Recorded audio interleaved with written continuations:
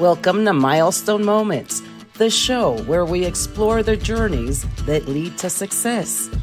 I'm Sheila Slick, your host and founder of 5 Milestones. In every episode, we will bring you insights from the minds of entrepreneurs, leaders, and experts who will share not just their expertise, but the milestone moments that have reshaped their journeys and led to significant achievements. So if you're looking for motivation, you're in the right place. Subscribe now and discover the milestones that mark the path to success. Welcome to another episode of Milestone Moments in Business and Leadership.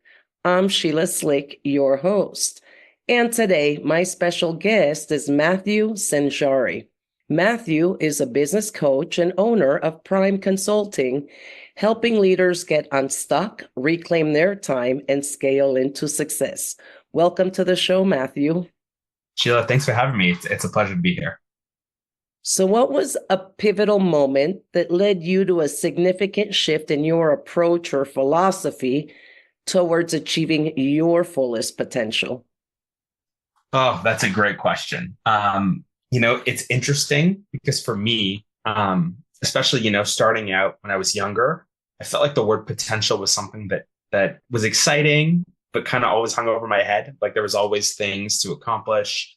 There was things that I could do. Really, the world was my oyster. And so I hustled, did the grind, tried entrepreneurship, the whole bit. And I had never really found success or measurable success. I had always felt like little pieces and bits. But then in about 2012, I got into a traumatic car accident that changed my life. And I was driving home late one night. I think it was 10 minutes to midnight, middle of the summer, and 2 horses jumped onto the road in the last second. And I was driving an SUV, to give people context, and the horses were bigger than my SUV. So slammed on the brakes, couldn't do anything. Car absolutely totaled. I ended up being 3 inches from taking my life is what the accident ended up being. And as every young, dumb man in his 20s does, in the aftermath, I just kind of assumed that everything would go away. I had never experienced anything like that.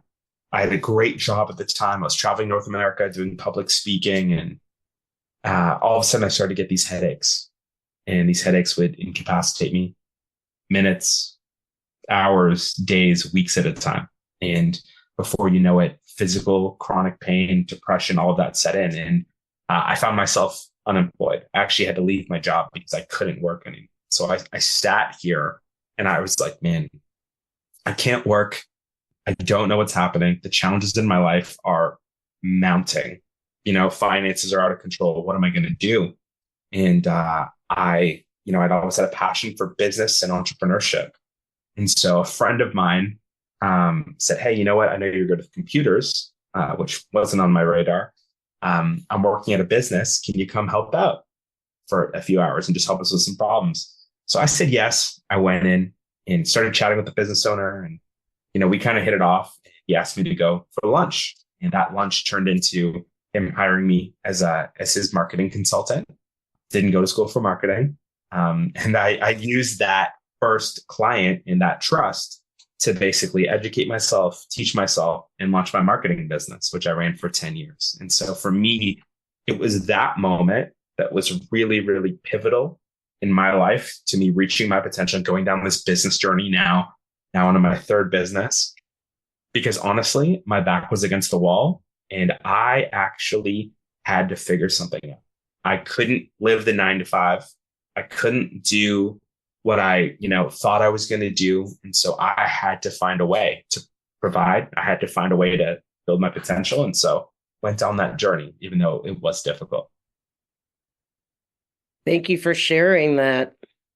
There are so many different lessons and things that you overcame in that story alone, right? How to take a negative and, see the light at the end of the tunnel, turn it into a positive, turn it into entrepreneurship, said yes to opportunities. So as a business coach, based on your experience, what are some of the most significant obstacles individuals or organizations typically face on the path to achieving their goals? Yeah. So it's so interesting because I think for me now stepping into a business coach, I functioned as a marketing consultant. I've worked as a pastor. I've done real estate. So I worked in a variety of industries, but being a business coach for me now and a consultant helps me capitalize on all the things I learned and all of kind of what I went through. And so now so many of the things that I find that my clients, and even just in conversations with business owners, entrepreneurs of what they're struggling with, are things that I battled early on. And so, to tie it back to my story, in full transparency, my business for the first few years that I started it was abject failure. Like we were barely surviving. I didn't know what I was doing. And so I started to realize because of my chronic pain that everything was so out of control that I didn't really have a handle on the business. So as quickly as I was getting clients, I was losing clients. There was no way to build a business. And I remember coming to this point where I was like, I have to build differently. I can't keep building this way. And now I always ask clients this question. And to be honest, it's probably one of the most overarching questions for any of my clients. I say, if anything were to happen to you, God forbid, and you were to stop working for a month, what would happen to your business? And I instantly see the fear kind of come over people's faces when I ask that question. It doesn't matter what industry they're in, whether they're lawyers, real estate, yoga, health, all of them. They all look at me and they say, probably after a month, most of my business would be gone. And I tell them and I say, then you don't have a business, you have a job. Because when you stop showing up to your job, you don't get paid. Let's build you a business. And so that lesson that I had to learn was I need to build different. I need to build something that runs in spite of me, in spite of me showing up, regardless if my health is good or not. Right. And as a result of that, I get to do the things that I'm actually really great at. And the very reason why I started this business, giving strategy, managing people, developing people, actually giving vision to the business. And so many of my clients, everybody's got different issues, different things going on. One of the predominant things is when I ask that question of reflection and just like a little checkup, more often than not, they say, oh crap, we do not have the systems or the structures in place for this business to thrive if something were to happen. And so I always find that that's such a pivotal way to ease in to starting the coaching journey for them. You went through a lot of change. How do you help your clients adapt their strategies or their operations in response to a change?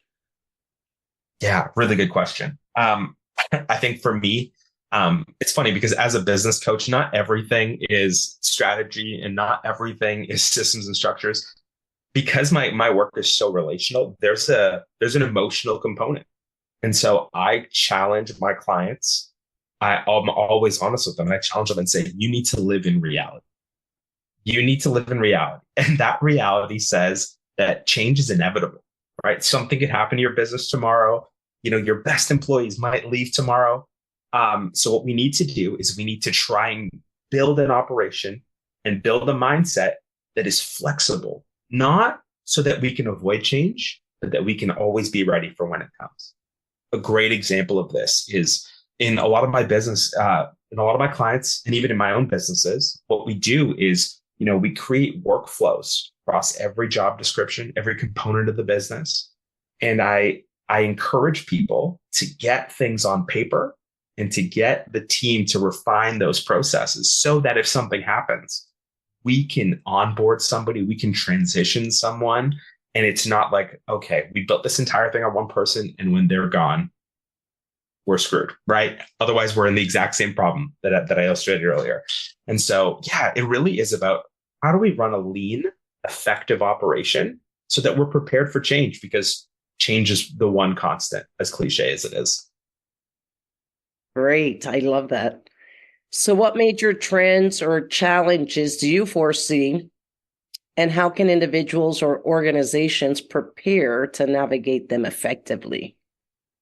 It's interesting. I think going along with this idea of running effective and efficient companies, so many industries right now are seeing buy-in from venture capital, hedge funds, you're seeing major players start to roll up, a whole bunch of small and medium businesses in different verticals.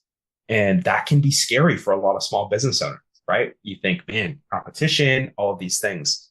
And to me, instead of, giving into the fear of something we can't control, I think we have an opportunity to say, okay, what's working for them and why are they doing that?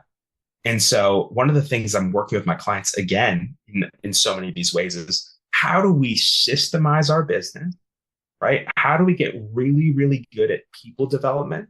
One of my mottos is if we build people, we will build business. So how do we get so good at building the people in our business, developing them, skills transfers, internal promotions, all of these things so that we are actually building businesses that people want to stay in, they're proud of, that actually take market share, not just from running a great marketing campaign, because these are what the major players are doing. As that trend continues, and we continue to see that in business of a lot of these, industry roll-ups, as more and more businesses start to get acquired. I think we want to position ourselves. How do we position ourselves to succeed just like everybody else does? And so I think it's always looking at, okay, who are the major players, that big trend, and saying, what are they doing? How can I replicate that? I think it's a great place to start. So what is your next milestone? Oh man, there's so many. Sheila, I'll tell you right now, I'm not someone who struggles with vision and I'm a dreamer, but I would say, I was a pastor for many years and I absolutely love that. And as I get into business coaching, so much of my favorite interactions are, whether virtually or in person, even though I prefer the in person, is to be able to communicate with people, talk with people and hear their stories. And so for me, I think my next milestone is I'm hoping to get back into the public speaking and try and, use my story to serve and inspire more people. The pain of what I went through. The truth is I still go through a lot of those things. I still have a lot of the injuries, I still have the same pain 12 years later. It has not gone away, but my perspective has changed, right? And I've found purpose in that. Hopefully I can serve a few people and maybe inspire a few people along the way. So a major milestone for me would be to get back into that arena and try and influence and impact as many people as possible to tell them that it is possible to keep going and that you don't have to stay stuck in whatever it is that's keeping you stuck. Well, I look forward to continue to follow your journey and see you back on the stage. So where can my listeners find you? Yeah, I love connecting with people. So you can go to my website, consultingbyprime.com. So consultingbyprime.com, or you can look me up on LinkedIn or Instagram. Again, reach out. I'd love to connect with you. Matthew Sanjari, Sanjari, Matthew Sanjari, Sanjari. So before we wrap this up, can you offer one key piece of advice that my listeners can implement right away to lay that groundwork for achieving success? I think a really, really pivotal moment for me, I was about 3 or 4 years into the business. It's 2016, I believe. I was very, very overweight and unhealthy. So to compound everything that I was going through, I was really struggling with that area of my life. I remember at one point I was walking up the stairs and I couldn't make it. I like struggling to breathe. And I'm an extrovert. I love being around people. So it became really, really hard. And I remember getting to a point where as the business was improving, I was saying, you know what? Enough's enough. I can't control my depression. I can't control my physical pain. I can't control my headaches, but maybe I can control some of my health. And so what I started to do was I started to just take a measurement every day, how I was feeling, my mood, where the scale was at, and a lot of people at the time thought, I don't know if this is a good idea. Well, fast forward a couple of years later and I lost 150 pounds. I got into the best shape of my life. But the principle for me was I couldn't manage something that I wasn't even measuring. I wasn't even looking at the metrics of what success, like what was success? What did it look like in my health? And so I couldn't actually grow something that I had no idea what the baseline was. And so what I tell people is this: I love talking to entrepreneurs and business owners, and I say, okay, what does growth look like for you? What does success look like? Everybody wants to make $1 million, $10 million, $100 million. But what does success look like for you? And I think it starts with, what are you measuring? Right?